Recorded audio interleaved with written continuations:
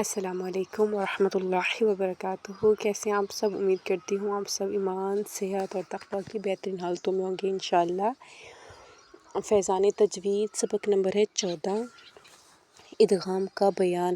ادغام کی شرطیں۔ ادغام کی 3 شرطیں ہیں: مدغم کا ساکن ہونا، دوسرا مدغم فی کا متحرک ہونا، اور تیسرا جو ہے روایت سے ثابت ہونا۔ ٹھیک ہے، روایت سے ثابت ہونا۔ اور ادغام کی اقسام۔ ادغام کی باللحاظ محل 3 قسمیں ہیں: ادغام مثلین، ادغام متجانسین، ادغام متقاربین۔ اور ادغام مثلین کی تعریف: 2 اہم مثل یعنی مکرر حروف کے ایک یا 2 کلمے میں جمع ہونے کو مثلین کہتے ہیں۔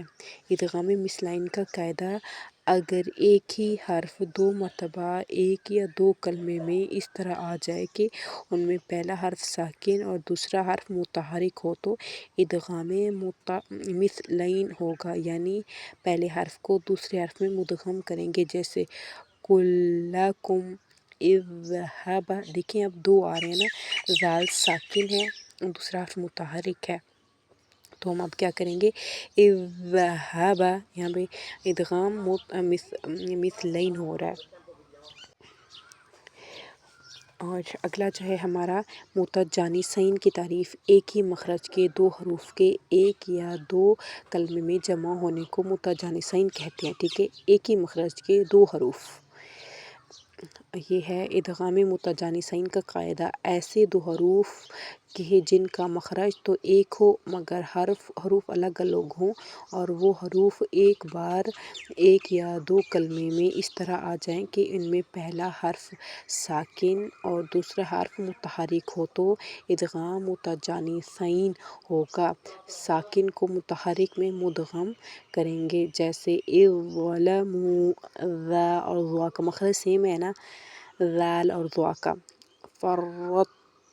ٹھیک ہے، فرطتم، طا اور تا کا سیم ہے۔ اگلا ہے متقاربین کی تعریف: 2 قریب المخرج حروف کے ایک یا 2 کلمے میں جمع ہونے کو متقاربین کہتے ہیں۔ ادغام متقاربین کا قاعدہ: ایسے 2 حروف جو باعتبار مخرج اور صفات کے قریب قریب ہوں اور وہ کلمے میں اس طرح آ جائیں کہ ان میں پہلا حرف ساکن اور دوسرا حرف متحرک ہو تو ادغام متقاربین ہوگا، جیسے من یقول قل ربی۔ ٹھیک، کیفیت کے اعتبار سے ادغام کی اقسام۔ کیفیت کے اعتبار سے ادغام متجانسین متقاربین کی 2 قسمیں ہیں: ادغام تام، ادغام ناقص۔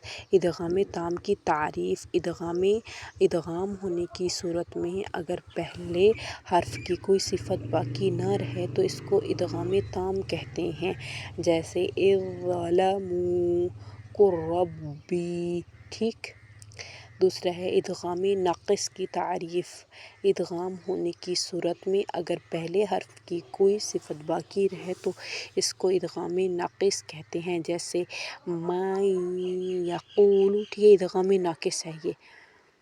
اور احاطہ، پہلی مثال میں نون کی صفت غنہ جبکہ دوسری مثال میں طا کی صفت استعالہ باقی ہے۔ ٹھیک ہے، نون کی نا یعنی کہ باریک پڑھا جاتا ہے نون، اور طا کی موٹا پڑھا جاتا ہے، احاطہ۔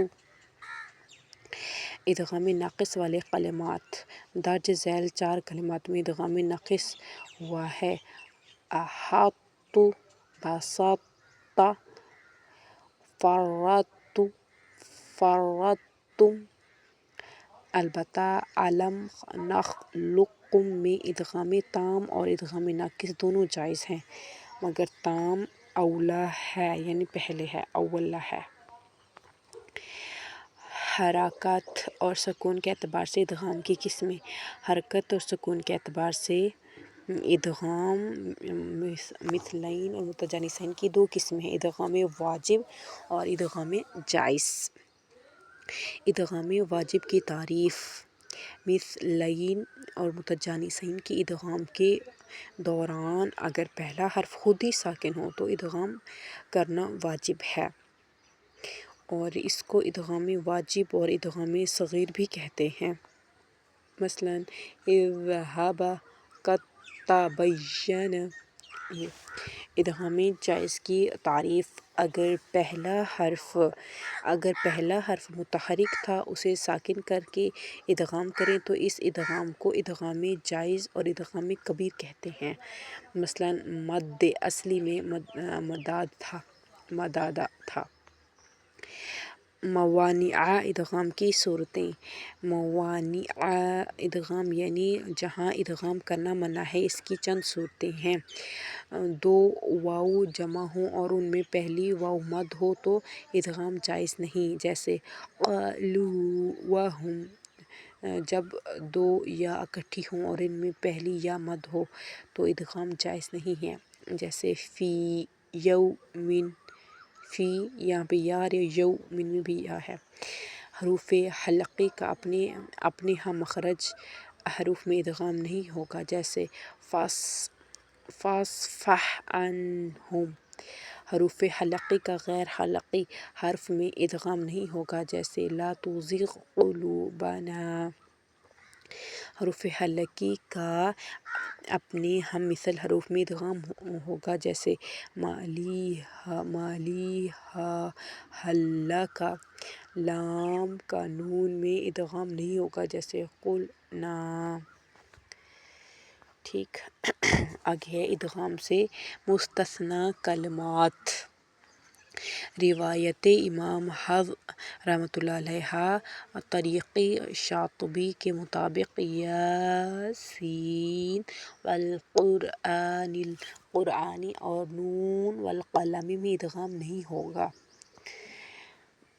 مستثنی کلمات میں اضافہ نہ ہونے کی وجہ: ٹھیک، ان کلمات میں ادغام کا قاعدہ پائے جانے کے باوجود ادغام اس لیے نہیں ہوا کہ امام حفص رحمۃ اللہ علیہ سے بطریق شاطبی رحمۃ اللہ علیہ ان کلمات میں ادغام روایات سے ثابت نہیں ہے، اس وجہ سے ان کو مستثنی قرار دیا ہے۔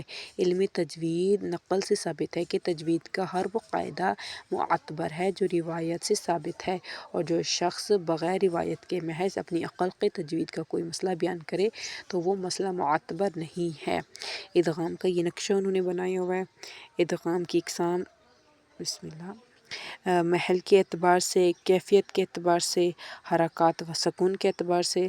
محل کے اعتبار سے اس کے ادغام مثلین، متجانسین، متقاربین، ٹھیک ہے، اور کیفیت کے اعتبار سے ادغام تام، ادغام ناقص، اور حرکات و سکون کے اعتبار سے ہے ادغام واجب اور ادغام جائز، ٹھیک ہے۔ اور مذکورہ بلا تمام اقسام کی تعریف ادغام کے سبق میں ملاحظہ کیجیے، ٹھیک ہے۔ آج کے لیے ہی کافی ہے، انشاءاللہ اگلے ایپیسوڈ میں ہم کیا کریں گے، ان کے سوالات کے جوابات بیان کریں گے انشاءاللہ۔ سبحانک اللہم و بحمدک نشہد ان لا الہ الا انت نستغفرک و نتوب الیک۔ السلام علیکم ورحمۃ اللہ وبرکاتہ۔